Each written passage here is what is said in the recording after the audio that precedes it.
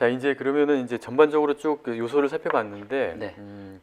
일단 서울을 일단 저 주제로 해가지고 다양한 데이터들을 한번 다 적용시켜봐가지고 앞으로 어떻게 될 것인지 네. 그거 한번 좀 살펴보시죠. 아, 네.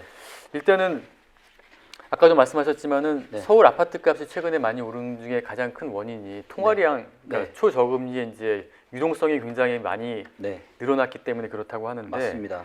그 실제로 어느 정도 상관관계가 좀 있었나요? 사실 그동안은 굉장히 상관관계가 높았습니다. 그러니까 뭐냐면, 그러니까 통화량이라는 건 이제 대한민국 이제 전체 이 시중에 있는 유동 자금이라고 할 수 있는 거잖아요. 네. 근데 통화량은 지난 몇십 년 동안 이제 꾸준하게 우상향을 하는데 예. 부동산의 총량은 사실 정해져 있잖아요. 예. 그래서 토지와 건축물로 이루어져 있는데 사람들이 많이 이렇게 다니는 토지는 어느 정도 정해져 있고 예. 건축물은 또 늘기 때문에 예. 쓸만한 토지에 쓸만한 건축물은 생각보다 총량이 어느 정도 정해져 있습니다. 예. 그렇기 때문에 이 두 개를 서로 바꾸는 건데, 예. 그래서 근데 통화량이 계속 늘어나고 하나는 정해져 있으니까 통화량이 늘어나는 만큼 더 많은 돈을 주고 부동산을 사는 게 맞겠죠. 예. 그래서 그런 측면에서 예. 부동산은 이제 꾸준하게 우상향하는 그런 흐름들을 보여왔었는데요. 예. 그리고 그런 통화량 대비해서 주택 버블 인덱스라고 해서, 그러니까 보통 우리가 언론에 보면은 시중의 통화량은 뭐 이만큼 풀렸는데 아직은 주택 가격이 이만큼밖에 안 올랐으니까 아직은 통화량이 는 거 대비해서는 아파트 뭐 부동산 가격이 더 오를 가능성이 많다 이런 얘기를 또 하시잖아요. 그래서 예. 이런 것들을 데이터로 이제 측정을 하기 위해서 주택 버블 인덱스라는 것을 가지고 예. 통화량과 주택의 시가총액 데이터를 가지고 서로 비교해서 만들었고요. 예. 이걸 봤을 때 어떤 주택 시장의 고점과 저점을 알아맞추는데 지금까지는 거의 백발백중이었는데요. 예. 요게 최근에 와서 좀 틀어졌어요. 최근에. 예. 어. 그러니까 뭐냐면 이게 이제 코로나 때문에 예. 이게 지금 틀어지게 됐는데요. 예. 사실 코로나는 전 세계적으로 어떻게 보면은 한 번도 없었던 어떻게 보면 엄청난 경제 재난이거든요. 네. 그렇기 때문에 우리가 이제 이 통화나 재정 정책을 다 해서 사람들한테 아예 돈을 줘버렸잖아요. 예. 예. 네, 한 번도 이런 일은 없었고 뭐 금리를 낮추거나 네네. 뭐 이런 걸 했지만 사람들한테 직접적으로 돈을 준 적은 없었거든요. 네. 근데 한국은 뭐 작게 줬지만 미국 같은 경우는 뭐 어마무시하게 돈을 많이 줬고 네. 그러다 보니까 최근에 시중에 통화량이 엄청나게 증가를 했습니다. 그래서 네. 이 통화량 대비한 주택버블 인덱스를 놓고 보면 예. 아파트가 올랐는데 오히려 떨어졌어요, 얘는. 아. 그러니까 이걸 어떻게 봐야 됐어? 해석을 해야 될지. 이걸 어떻게 보셔야 되냐면 예.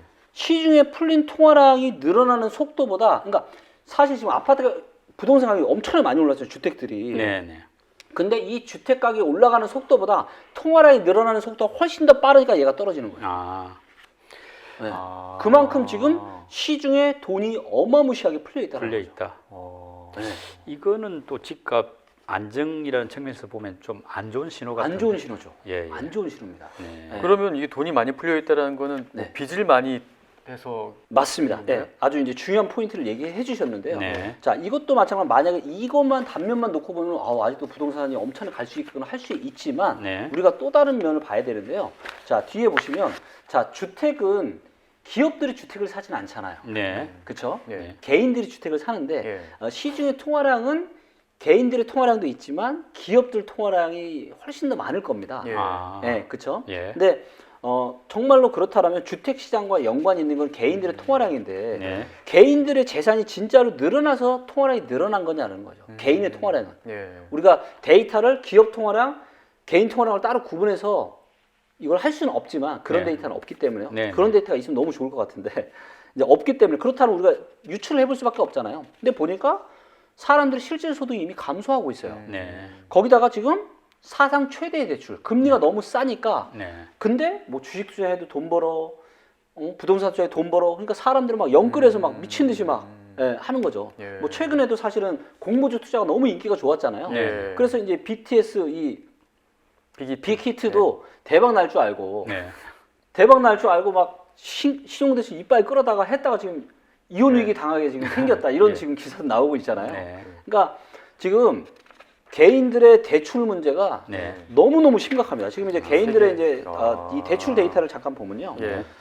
지금 이제 그 처분 가능 요것도 이제 몇 개월 한 2, 3개월 전 데이터입니다. 이게 경제 규모 대비해서 지금 세계 최악 수준이에요. 예. 네. 이미 GDP 대비해서 가계 부채 비율이 거의 지금 100%에 육박하고 있습니다. 그렇죠. 네, 100%에 이게. 예. 근데 만약에 처분 가능 소득 대비하면은 전 세계 최고고요. 네. 만약에 여기에는 전세 대출이 포함이 안 되어 있는데 네네. 전세 대출까지 들어가잖아요. 예. 아까도 제가 전세 대출 위험하다고 말씀드렸는데 얘까지 포함하면은 140%가 됩니다. GDP 대비해서. 아, GDP보다 거의 1.5배 그렇죠, 많네요. 그렇죠. 예. 그래서 지금 굉장히 위험해요. 그래서 여기 보시면 뭐 초저금리 빚내서 주식 투자하고 부동산 투자하고 지금 증권사 신용 거래도 지금 어마무시하잖아요. 네네. 그만큼 지금 사람들이 완전 미쳐 있는 거죠. 네. 그러니까 통화량이 많이 풀렸다는 거는 그게 다 대부분 빚이기 때문에 그렇게 그렇죠. 위험하다는 그렇죠. 거예요. 그래서 그 통화량이 많이 풀렸지만은 네. 더 이상의 그렇죠. 그 서울 집값을 갖다가 견인하기에는 한계가 있다. 맞습니다. 그러니까 그렇게 정리하면 건강한 돼요. 통화량이 아닌 거죠. 네. 아, 개인들의 통화량이. 건강한 통화량은 예를 들면 경제가 잘 돌아가고 네, 네. 인구도 많아지고 사람도 많이 일자리도 많아지고 그러면 사람들 소득도 자연스럽게 늘면서 네. 그러면서 그건 건강한 어떻게 보면 통화량 개인의 통화량을 볼 수 있는데 네. 지금은 보니까 소득이 멈췄잖아요. 아예 네, 네. 소득은 멈췄고 그다음에 대출만 지금 이빨에 땡겨다가 하고 있고 초저금리라는 이유로 또 자산시장의 호황이라는 이유로 네. 근데 이런 것들이 언제까지고 지속이 되기가 쉽지 않다라는 거고요. 결국에는 부채의 역습이 올 겁니다. 네. 예, 그리고 이런 역습은 뭐 빠르면 1년 정도 후에 올 거고요. 네. 늦어도 저는 2, 3년 정도 안에는 시작이 될 거다라고 아. 보고 있는 거죠. 일단 전체적으로 봐가지고 네. 아까 말씀대로 2020년대 어느 날 네. 큰 어떤 네. 저 꺼지는 현상이 네. 나타날 거다 뭐 이런 네. 뜻으로 이야기되는데 이제 네. 좀 구체적으로 들어가가지고 네, 네. 아까 이제 저평가 인덱스 네, 또 여러 가지 뭐 세 가지 전세, 네. 뭐 소득, 물가 네. 요 대비해서 지금 추이가 어떻게 되느냐 이것도 궁금한데요. 아, 네. 조금 뭐 너무 다 말고 네. 전체적인 분위기 한번 설명해 아, 주시죠. 전체적인 분위기는 지금 역사상 최고의 고점입니다. 네. 예.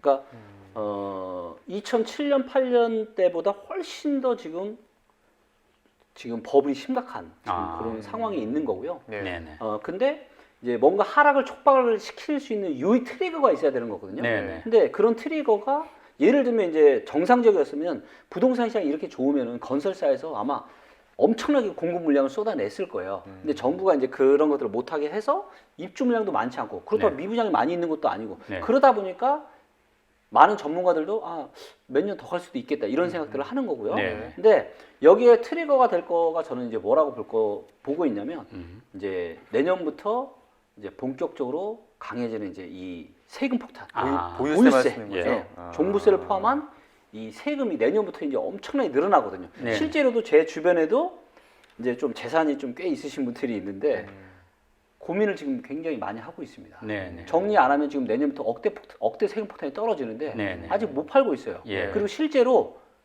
거래량 데이터를 지금 보잖아요. 예. 거래가 거의 안 되고 있어요. 그렇죠. 많이 줄었다고 하더라고요. 예. 자, 한번 생각을 해보세요. 자, 15억 이상짜리는요 대출이 1도 안 나와요. 네. 그렇죠. 근데 15억 이상짜리를 살려면 자산가여야 됩니다. 그렇죠. 예. 근데 제가 아는 자산가들 중에 아파트가 없는 사람은 없어요. 네. 그리고 대부분 전부 다 강남 서초 송파의 고가 아파트에 살아요. 이미. 네. 자, 그럼 이분들이 추가적으로 아파트를 살 수 있을까요? 없을까요? 안 사겠죠, 뭐. 안 사죠. 네. 내년부터 지금 한참만 있어도 세금 폭탄이 1억 넘게씩 나오는데 네, 그러면 네. 안 사겠죠. 네. 네. 안 삽니다. 오히려 지금 두 채, 세 채, 많게는 뭐 10채 이상 갖고 계신 분들 계신데 네. 팔겠죠. 네, 그분들 저한테 상담 한번 받았는데 네. 지금 안절부절을 못 하고 있습니다. 아. 팔고 싶은데. 예. 네. 근데 또 양도소득세가 장난이 아니니까. 그러니까. 그렇죠. 예. 그러느니 이런 생각 하는 거죠. 어차피 부동산 경기 안 좋으면 정부가 또 다시 완화 정책 할 거고 네. 또 중장기적으로는 어찌됐건 수십 년 동안 상승만 해왔으니까 그렇죠. 네. 결국엔 다시 올라가겠지. 좀 버티자. 아. 예. 예. 예. 지금 이런 상황인 거죠. 네. 네. 근데 이거는 이제 매를 좀 표현이 그렇긴 하지만 아직 매를 안 맞아봤으니까 지금 그런 건데 네. 이 세금 폭탄의 매를 한번 맞아보면은요 네. 아마 제가 보기엔 정신이 아마 번쩍 들 겁니다. 아. 그래서 매수세는 더 이상 나타나기 힘들고요. 그렇죠. 네. 매수세는 딱 하나밖에 없습니다. 현금 부자인데 집이 없는 그 예. 사람들. 예. 근데 그런 사람이 몇이나 되겠습니까? 거의 없죠. 거의 없죠. 네. 네, 거의 없습니다. 네, 그래서 지금은 뭐 굉장히 고평가 되어 있고 트리거가 내년부터 본격화되는 이 세금 때문에 트리거가 시작이 돼서 네. 내년서부터는 분위기가 아마 상당히 저는 많이 달라질 걸로 보이고 있고 이미 거래량 데이터에서 그런 징후들이 보이고 있습니다. 네. 전세, 소득, 물가 이 네, 모든 이제 인덱스가 일단은 좀 그런 상황이라는 건데 네, 네, 특히 이제 그 전세 인덱스 같은 경우에는 어떻게 영향을 좀 미칠까요? 서울 아파트 가격에, 서울 집값에? 지금 이제 사실 이제 전세 같은 경우는 서울도 이제 가격이 계속 올라갈 수밖에 없는 이런 상황이거든요. 네. 예. 근데 매매가는 이제는 거의 이제 꼭대기에서 댕강댕강해서 앞으로 떨어질 일밖에 없는 거고요. 근데 이제 매매가가 있는데 네. 전세가 계속 밀어 올리면은 네. 그래도 이 힘으로 해서 매매가가 어느 정도는 좀 올라가지 그렇죠. 않겠느냐는 그것도 언제는 맞고 언제는 틀릴 수 있는 거죠. 예를 들면 2010년, 11년, 12년, 13년 서울의 대세 아파트 하락 구간에 말씀하신 것처럼 전세가가 계속 올라갔습니다. 네. 근데 매매가는 어떻게 됐어요? 계속 떨어졌습니다. 그러니까 많은 전문가들이나 그냥 일반적으로 생각했을 때 전세가가 매매가를 밀어 올리는 게 맞긴 맞거든요. 근데 그게 항상 맞지는 않는다라는 거죠. 네. 네, 그리고 그런 임계점이 이제 거의 다 왔다라는 거고요. 그러면 그게 이제 이렇게 그러니까 갭이잖아요, 갭. 네, 갭이죠. 갭이 줄어들어서 거의 네. 그때 제 기억에도 2013년, 14년 그때 갭이 맞아요. 굉장히 너무 줄어들었는데 잘하죠. 그때 돈 적게 투자해가지고 이제 그렇죠. 뭐 서울 아파트를 샀던 분들도 있잖아요. 맞아요. 근데 지금도 마찬가지로 이제 그런 기회가 오면 또 매수세가 증가하는 것이 아닐까요? 그러려면요, 저도 그 기회를 보고 있거든요. 예. 아직 멀었습니다. 아직 멀었어요. 아직 멀었습니다. 예, 그게 이제 뭐 1, 2년 사이에 이렇게 다가올 일이 아니고요. 예. 앞으로 한 6, 7년 정도 후를 저도 보고 있고요. 네.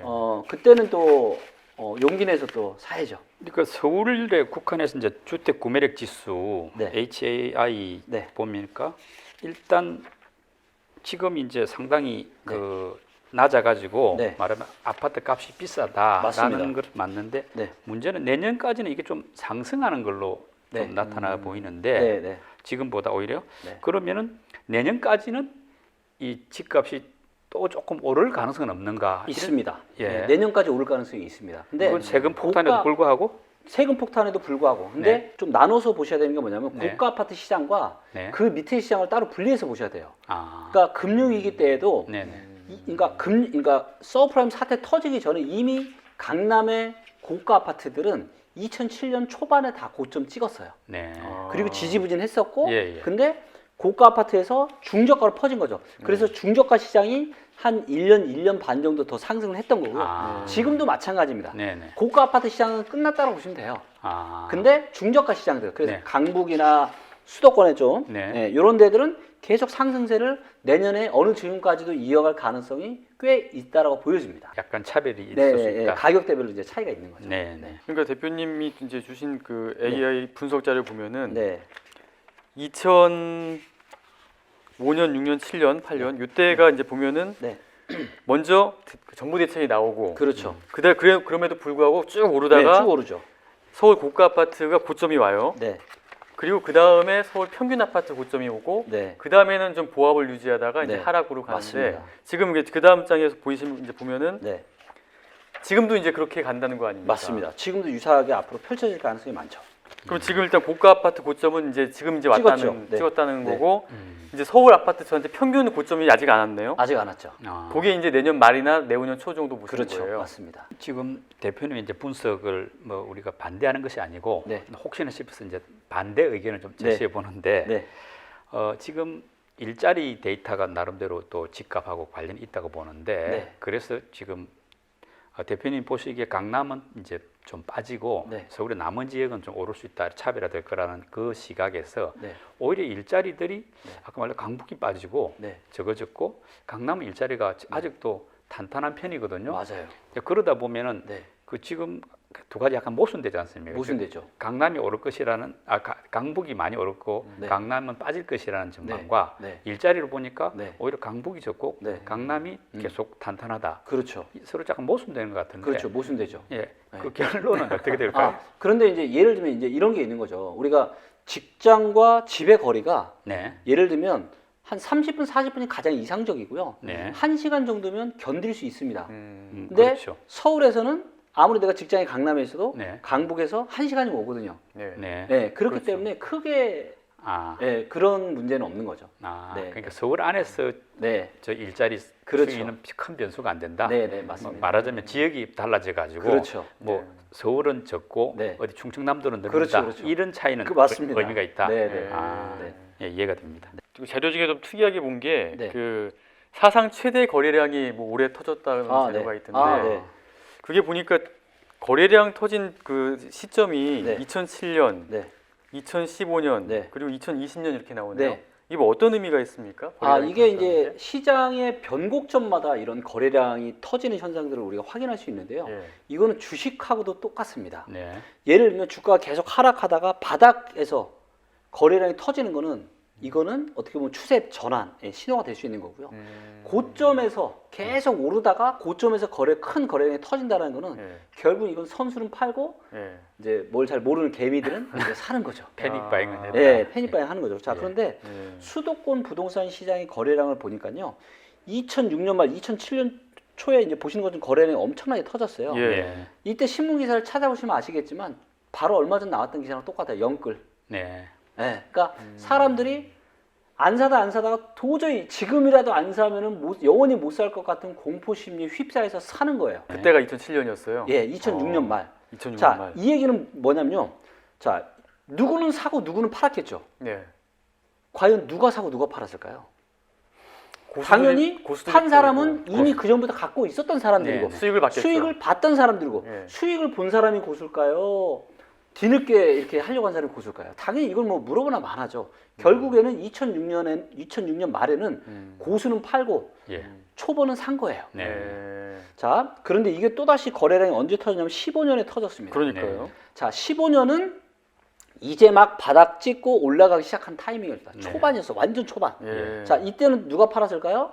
저도 이제 뭐 강의도 많이 하니까 너무 안타까운 일인데요. 예를 들면 이때 페이빠닉 때 샀어요. 네. 더 올라갈 줄 알고. 예. 근데 내가 산 이후로 계속 떨어지는 거예요. 아. 계속 떨어지니까 마음이 너무 안 좋잖아요. 집에서도 당신이 뭐 이렇게 집을 사가지고.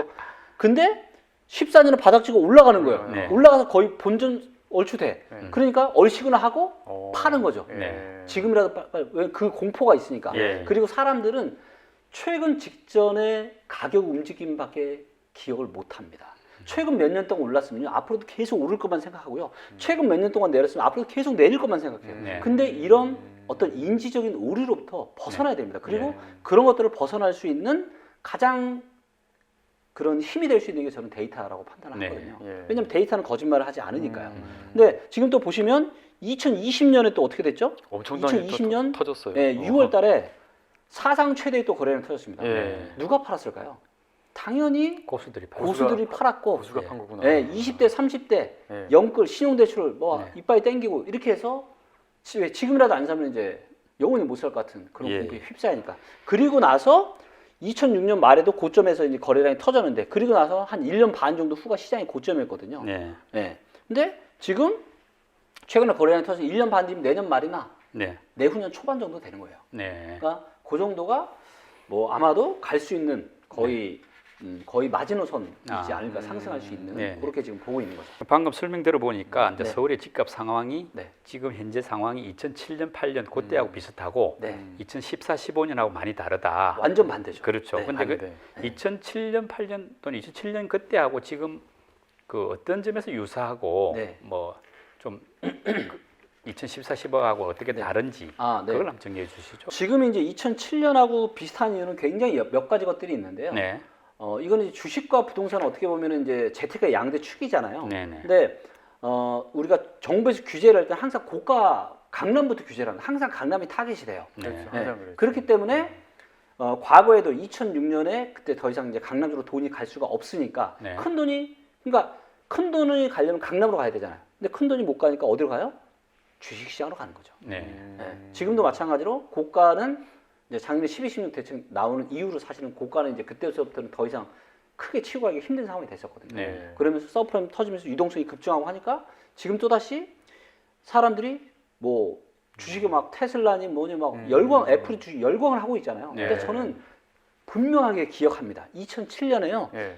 2007년 어떤 일이 있었냐면 줄 서서 펀드 가입했어요. 네. 아 맞다. 예. 줄 그때 서서 있었어요. 펀드 가입을 했다니까요. 예. 그리고 집 못 사서 안달이 났고요. 예. 똑같아요. 지금하고 너무너무 똑같습니다. 어. 네. 지금도 사람들 집 못 사서 안달 났고요. 맞아요. 예. 예. 그 다음에 지금 주식 투자하면 막 그냥 떼돈 번다고 해서 다 너도 나도 막 대출 막 너무 끌어다 이렇게 막 하고 있잖아요. 네. 그래서 사실은 데이터도 중요하지만 투자의 어떤 대가들이 항상 이야기하는 것들이 있거든요. 대중들이 탐욕에 빠져 있을 때, 네. 대중들이 욕심낼 때 고수들은 빠져나와야 되는 거고 빠져나오고. 대중들이 공표에 빠져 있을 때 그때 매수를 진입을 해야 되는 거죠. 어. 근데 지금은 실제 어떤 객관적인 데이터 상으로도 네. 굉장히 지금 고평가 구간에 들어갔고 네. 대중들이 패닉 바잉 한 게 대중들이 지금 탐욕에 빠지는 저는 분명히 눈에 보이거든요. 예. 네. 그렇다면 물론 어떤 그런 어떤 시장이 움직이는 관성이라는 게 있기 때문에 네. 이 관성의 힘 때문에 조금 더 갈 수 있어요. 네. 그게 이제 저는 내년 정도까지라고 보고 있는 거고 하지만 내후년서부터는 아마도 분위기가 상당히 많이 바뀔 거다. 예. 예, 모든 투자는요, 여러분들, 그게 주식이건 부동산이건 저는 그래 생각해요. 내가 산 가격보다 더 비싸게 사줄 수 있는 예. 바보가 있어야 예, 투자는 성립이 되는 겁니다. 그렇죠. 그렇죠. 예, 예, 그래서 맞아요. 항상 생각을 해봐야 돼요. 예. 내 주변에서 부동산 투자, 내 집 부동산에 부자도 관심이 없던 사람이 갑자기 부동산에 관심 갖고 네. 주식에 주자도 모르는 사람이 주식에 관심을 갖고 예. 농담 삼아 제가 제 주변에는 제 인간 지표들이 있어요. 아. 인간 지표들이. 예. 2007년에 저희 어머니가 여름에가 갑자기 그러신 거예요. 중국 펀드를 가입하고 싶어요. 갑자기. 왜? 주변에 중국 펀드 가입한 친구분이 대박이 나시니까 아. 어디가 아파요? 배가 살살 아픈 거예요. 그래서 이제 그다음에 이제 저 뭐죠? 2017년 12월 달인가 그 비트코인 그 최고가 찍었을 때 있잖아요. 예. 당시 초등학교 5학년이던 제 아들이 아빠 비트코인이 뭐야? 라고 저한테 물어보는 순간 저는 알았습니다. 아, 게임 끝났구나. 이제 거의 다 올 때까지 왔구나. 네. 근데 최근에 또다시 제 또 아들이 갑자기 주식 투자를 하고 싶다면서 어. 그래서 진짜 정말 많은 대중들이 예. 정말 탐욕에 굉장히 끝까지 와 많이 있다. 와 있구나라는 저는 그런 것들을 제가 또 어떤 인간 지표로서 또 확인도 하고 있고요. 예. 또 실제 데이터로 봐도 그런 것들이 보이고 있고 그래서 저도 이제 뭐 주식 투자를 굉장히 오랜 기간 관심을 가지고 해왔고 지금 이제 데이터에 근거해서 많이 하지만 저는 그렇게 생각합니다. 이게 투자도 사야 될 때가 있고 팔아야 될 때가 있고 쉬어야 할 때가 있어요. 예.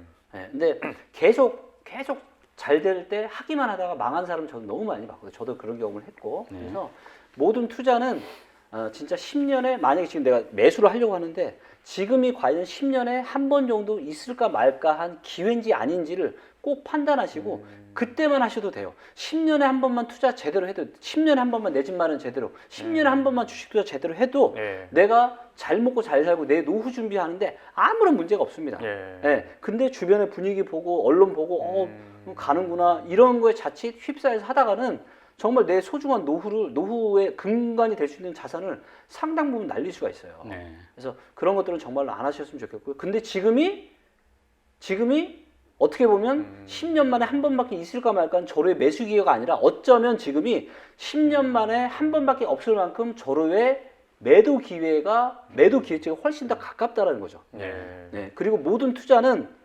제가 참 안타까운 게 뭐냐면 발끝부터 머리끝까지 먹으려고 하시는 분들이 있어요.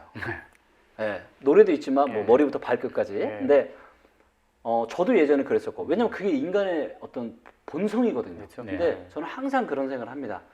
절대로 내가 발바닥을 내가 차단할 수도 없고 머리끝도 차단할 수 없다. 네. 적당히 물은 미치면 사고 네. 그다음에 어깨 위면 적당히 리스크 관리하면서 그렇게 10년, 20년, 몇십 년을 바라보고 나의 자산 관리를 하는 게 저는 정말로 현명하고 그래야 자산이 중장기적으로 계속 커지고 또 행복한 삶을 만들 수 있지 않을까 그런 생각을 좀 합니다. 지금은 그러면 서울 아파트는 한 어깨 정도 와 있다고 볼 수 있어요. 어깨가 아니고요. 지금 눈썹 위에 와 있죠. 눈썹 네, 눈썹 위에. 14년, 15년 이때가 이제 서울 아파트가 좀 네.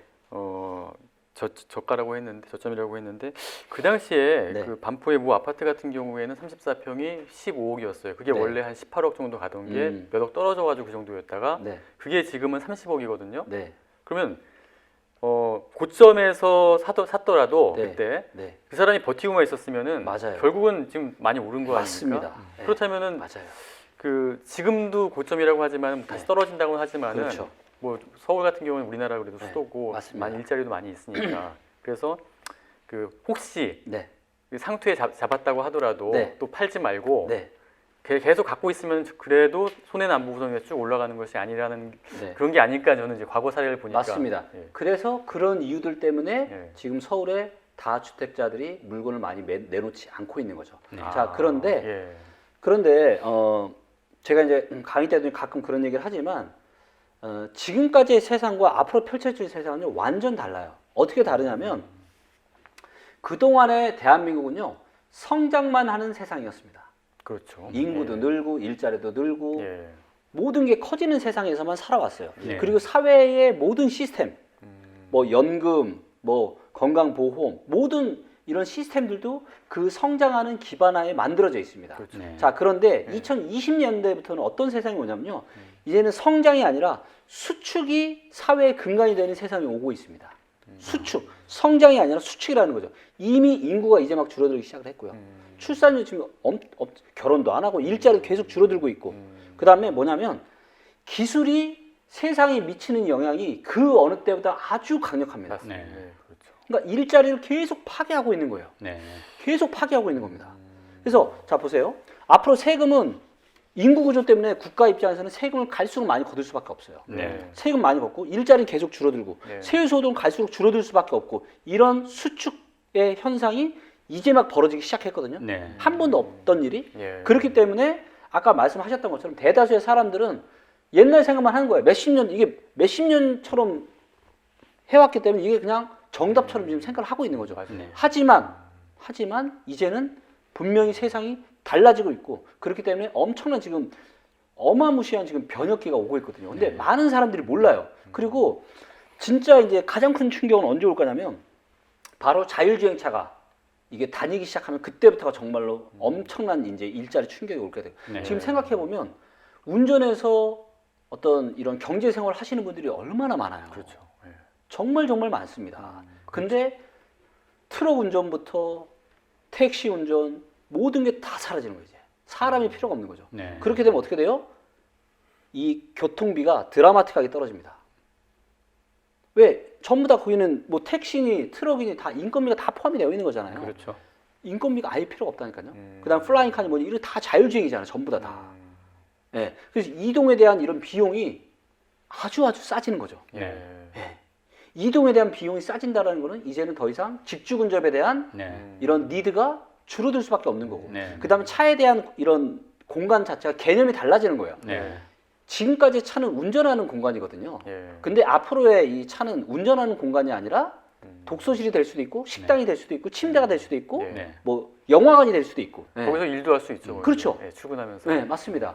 그래서 이제는 기술이 네. 세상에 부동산에 미치는 영향이 어마무시해지고 그리고 많은 사람들의 일자리나 이런 것들을 다 파괴하는 세상이 올 거기 때문에 네. 그렇기 때문에 정말로 2020년대부터는 완전 마인드를 바꿔야 됩니다. 네. 예, 성장의 마인드를 그 마인드를 가지고 앞으로 10년, 20년 사시는 분들은 아마도 제가 정말 장담하건대 엄청난 고통에 시달리시게 될 거예요.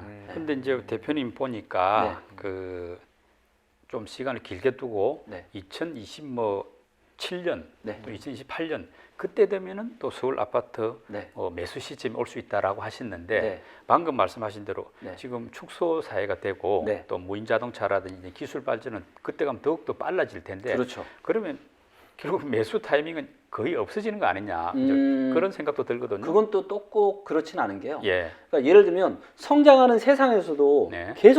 계속 오르기만 하지 않았잖아요. 네. 오르다 떨어지다 하면서 우상향을 했죠. 그렇죠. 네. 근데 수축하는 세상이라고 해서 계속 떨어지지만 않는다라는 거죠. 예를 들면 본질적인 가치가 이렇게 수축을 하는데 네. 때로는 사람들의 공포 심리에 의해서 이만큼 떨어질 수도 있는 거예요. 네. 그럼 이럴 땐 사야 돼요, 안 사야 돼요? 사야죠. 사야죠. 그때는 네, 바닥이니까. 사야죠. 아. 그리고 집이라는 거는 어떻게 보면 투자의 목적도 있지만 어떤 거주에 대한 거주, 이런 네. 것도 굉장히 네. 크지 않습니까? 그렇죠. 네, 그렇기 때문에 그리고 뭐 상업용 부동산 같은 경우는 사실은 뭐 전부 다 핸드폰 안으로 들어오고 사이버로 들어오지만 내가 집은 물리적인 공간이 반드시 필요하거든요. 네. 네, 그렇기 때문에 아. 이런 수축하는 세상이라 할지라도 네. 이제 본질적인 가치보다 많이 떨어져 있는 그런 시기에는 저는 집을 사시는 게 좋다라고 판단합니다. 그러면 그 기간이 아주 떨어졌을 때가 2027년 8년이라고 한다면은 네. 그 역산해 보면은 네. 내년 이후에 한 몇 년간은 굉장히 많이 추락할 것이다. 네. 라는 이제 예. 결론 같거든요. 저는 그러니까 2010년대에 한 20에서 45% 떨어졌거든요. 네. 2010년대. 네, 네. 그렇다면 2020년대는 뭐 못해서 30에서 60% 정도는 떨어질 수 있는 거죠. 그렇죠. 더 많이 올라갔으니까 더 많이 떨어지겠죠. 예, 심하게는 70% 가까이도 떨어질 수도 있다고 봅니다. 굉장히 뭐 일본의 잃어버린 20년 이상의 충격이 올 수도 있겠네요. 그 정도 떨어지면 근데 우리 경제가 휘청할 텐데요. 엄청나게 휘청하겠죠. 이게 지금 엄청나게 가계 부채가 엄청나지 않습니까? 그렇죠. 그러니까 제가 아까 말씀드렸잖아요. 금융기관까지도 부실해 줄 수 있다고. 네. 그래서 진짜 어찌 보면 한국에 진짜 제2의 IMF가 오는 거죠. 네. 근데 IMF 때는 그나마 성장하는 시기에 충격이 왔기 때문에 네. 몇 년 버텨내고 이겨나갔지만 네. 근데 지금은 이미 한국이 수축의 시대로 접어들었거든요. 네. 나라가 늙어가고 있고요. 이런 와중에 그러니까 쉽게 보면 다리 지금 힘이 하나도 없어요. 다리가 풀려 있습니다. 근육이 네. 없어요. 예. 이런 상황 충격까지 오게 되면은 상당히 주저앉게 될 가능성이 많고요. 그리고 이런 것들은 굳이 한국의 문제만이 아니라 전 세계가 지금 가지고 있는 굉장히 심각한 문제고요. 네. 그리고 또 기후가 지금 부동산에 미치는 영향이 기후와 경제에 미치는 영향이 갈수록 커지고 있습니다. 지금. 네. 안 좋은 쪽으로. 안 좋은 쪽으로요. 예, 예. 네. 그래서 이런 것들이 결국에는 전부 다 개개인의 세금 부담으로 갈 수밖에 없을 것이고요. 네. 그래서 저는 개인적으로 사실 뭐 굉장히 기대되는 그런 부분들도 있지만 어찌 보면 앞으로 펼쳐질 한 10년, 20년의 이 시대는 우리가 상상도 하지 않을 만큼, 상상도 못할 만큼 엄청난 격변의 시대가 올 거고요. 예. 그리고 그런 격변의 시대가 올 거기 때문에 어떤 데이터나 다양한 데이터에 근거해서 도대체 지금 세상이 꼭 부동산만 제가 말씀드리는 건 아니고요. 네. 세상이 지금 어떻게 바뀌고 있는지, 어떻게 변화돼 가고 있는지 이런 것들을 실제로 데이터로 보고 판단하고 그리고 또 저는 그런 것들을 통해서 데이터들을 통해서 뭔가 많은 분들에게 지금 세상이 이렇게 지금 변해가고 바뀌어가고 있습니다라는 걸 저는 알려드리고 싶은 거죠. 대표님 네. 데이터 노즈 네. 여기에서 이제 빅데이터를 이제 AI가 분석하는 네. 그래서 이제 그 리치고라는 앱을 네. 어플리케이션을 출시하셨는데 네. 이게 이제 부동산에도 말하자면 이제 데이터로 가지고 좀 더 과학적으로 전망해 보자 네. 말을 주식의 PER, PBR처럼 네. 그런 의미로 보이는데 네. 이걸 어떻게 활용할 수 있습니까? 좀 궁금하더라고요. 리치고 지금 어플이 지난 이제 9월 24일에 제가 베타 버전 오픈을 했습니다. 네. 아직은 아이폰은 없고요. 아이폰은 11월 초 정도에 출시 예정이고요. 네. 지금 이제 안드로이드 버전만 지금 예. 삼성 핸드폰 위주로 있는데 네. 네.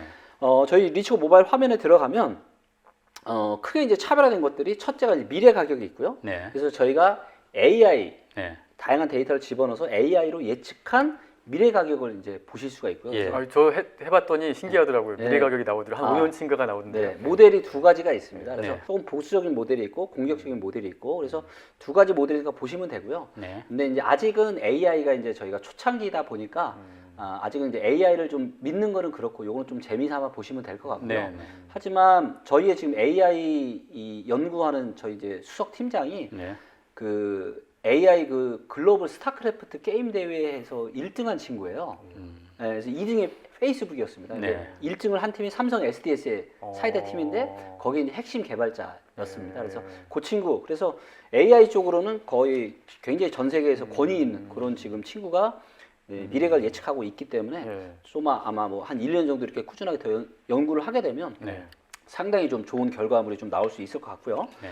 그 다음에 이제 그 투자 점수와 거주 점수라는 게 있는데, 네. 요거는 뭐냐면, 여기서 이제 검색해서 특정 아파트를 칩니다. 네. 아파트를 쳐서, 그래서 이 아파트에 지금 투자하는 게 다양한 데이터로 봤을 때 좋을지 안 좋을지를 점수로 보여주는 거예요. 네. 그래서 예를 들면 모 아파트가 54점이다. 그러면 네. 이제 좀 초록색 불보다는 빨간색 불이거든요. 그러니까 네. 지금은 조금 투자하기에 그렇게 썩 좋진 않은 거죠. 네. 네. 그래서 혹시라도 투자 점수가 70점 이상이어서 녹색 불이다. 네. 그런 지역의 아파트들은 조금 좀 긍정적인 관점에서 보시면 될 것 같고 네. 한 60점 미만이다. 그런 네. 데는 좀 굉장히 좀 보수적인 관점에서 접근을 좀 하시면 좋을 것 같고요. 그리고 왜 이런 점수가 나왔는지를 오늘 저희가 이렇게 나눴던 다양한 데이터들을 근간으로 해서 이렇게 모바일로 쉽게 네. 보여드리고 있으니까 네. 그런 걸 또 보시면 될 것 같고요. 그리고 마지막으로 그러면 네. 저 정리했을 때 부동산 이제 그 투자 조언이라고 그럴까? 그걸 한번 이제 좀 정리해서 한번 간단히 말씀해 주시죠. 특히 이제 그 무주택 실수요자분들이 아무래도 지금 많이 네. 관심을 가질 것 같은데요. 네, 네. 네. 그분들을 대상으로 해서 한번 네. 좀 지금 이제 무주택 실수요자분들이라면 이제 수도권에 네. 방법은 딱 하나밖에 없습니다. 둘 중에 하나예요.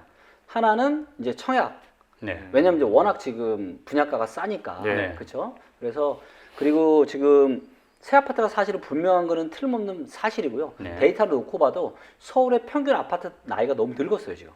아파트가 노후가 된 거는 굉장히 맞기 때문에 네. 만약에 어떤 충격이 온다 할지라도 상대적으로 신축은 덜 떨어질 거예요. 실제로 이런 일들은 서브프라임 사태 터지고 나서도 신축은 덜 떨어졌거든요. 아. 네, 많이 떨어진 건 좀 구축들, 좀 오래된 아파트들. 예. 근데 이번에도 저는 비슷한 현상이 나타날 거라고 보고 있고요. 예. 그렇기 때문에 이제 시세보다 훨씬 더 싸게 그렇게 청약 받을 수 있는 그런 물량이라면 하시면 좋겠죠. 근데 이제 이게 또 경쟁이 또 만만치가 않기 때문에 사실은 쉽진 않고요. 근데 만약에 이런 걸 했는데 안 되거나 하실 수 없는 상황이라면 결국에는 굉장히 안타깝긴 하지만 지금은 내 집 마련을 하시면 좀 안 될 것 같아요. 지금 자칫 내 집 마련을 하셨다라가는 엄청난 후회를 할 가능성이 상당히 많아 보입니다. 그러니까 빚내지 않고 하면은 괜찮은데 빚내서 하면은 이제 좀 후회를 빚내서라도 안 하시는 게 좋죠. 빚 안 내서라도 그러니까 현찰만 주고 사서라도 안 하시는 게 좋아요. 네. 이거는 어떻게 보면 좀 꿀팁이라면 꿀팁이라고 할 수 있는데 네. 제가 말씀을 좀 드리면 그러니까 이제 무주택자분들이 걱정하시는 건 뭐냐면 내가 집을 안 사는데 부동산이 계속 오르면 어떡해 이거잖아요. 예, 예. 예. 그래서 이거를 절충할 수 있는 최고의 방안이 있고 저도 이제 실제로 일부 적용해서 저도 그렇게 하고 있는데 그건 뭐냐면 아파트를 사긴 사는 거예요. 근데 어디에서 사느냐? 고평가된 지역에 사는 것이 아니라 저평가되고 상승을 방해할 만한 요인이 없는 지방에 사는 겁니다. 그리고 두 채까지는 뭐예요? 취득세가 많지 않잖아요. 예. 네. 거기는 앞으로 안 좋아져도 올라갈 가능성이 많습니다. 그리고 서울에 올라가면 거긴 더 올라갈 거예요. 지방이 더 네. 유리하다. 더 유리한 게 아니고요. 네. 비교도 할 수 없을 정도로 좋습니다. 아, 그래서 그럼요? 제가 말씀드린 그 지역들은 이제 충남, 충북, 경남, 경북, 전북, 강원도 네. 여기가 지금 상승의 초입부고 앞으로 계속 올라갈 수밖에 없는 게 눈에 뻔히 보이거든요. 네. 그래서 그 지역의 좋은 지역들에 그런 거는 저희 리치고에 보시면 예. 뭐 아까 이제 뭐 말씀하신 거기에 뭐 다양한 랭킹부터 해가지고 별의별 게 다 있습니다. 그리고 또 그걸 봐야겠구나. 유튜브에서 좀 찾아보시면 될 거고요. 그래서 제가 보기에 절충안으로 가장 좋은 거는 실물 자산인 근데 저평가된 지방의 아파트를 사서 일종의 해지를 하는 거죠. 네. 그리고 고평가된 지역에는 나는 그냥 전세나 아니면 뭐 반전세식으로 사시다가 네. 그게 제가 보기에는 가장 좀 좋은 선택지가 아닐까 그렇게 생각합니다. 자, 집값의 흐름을 살펴보고 앞으로의 이제 전망도 들어봤는데요. 그 실수요자님들한테 특히 좀 도움이 많이 되셨을 것 같습니다. 그 리치고 앱을 잘 활용하시고요. 그 오늘 흥미로운 내용을 정말 아주 즐겁게 상세하게 잘 설명해 주신 김기원 대표님 감사드립니다. 네, 수고하셨습니다. 고맙습니다. 네.